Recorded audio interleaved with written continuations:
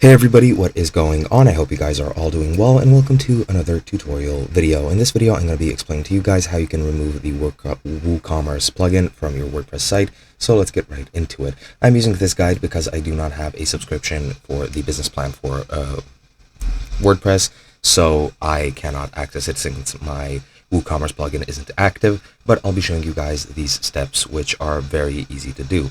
Now, the quickest way to remove WooCommerce is through the file manager. You just go to the file manager, edit this file by FTP or file manager, and just add this line, WC remove all data true.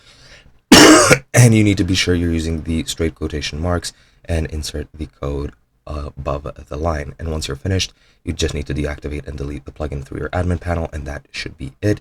Or you can do so manually. You need to eliminate all your WooCommerce data, go into products and categories, and click delete and apply for everything. Select all your products and click delete, and you can then go ahead and remove coupons and orders from coupons and orders and delete all of them. To delete log data, just go to logs and delete that, and use the status and tools section to clean up anything that's left over. Then you need to remove all customer details. Just choose users and go into all users. Then to filter all customers, just select customers, click the bulk actions and select delete, and remove all of the selected customers once you click apply. And then you just need to go into your plugins, go into install plugins, and locate WooCommerce and just click deactivate, and that should be pretty much it. Once you're done, you can delete the plugin from the site very easily, and that is pretty much it.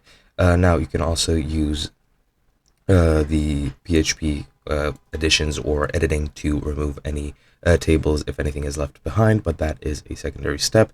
And as I've said, you can use the FTP client or directly through the hosting panel to delete the plugin files from your server, and that should be pretty much it.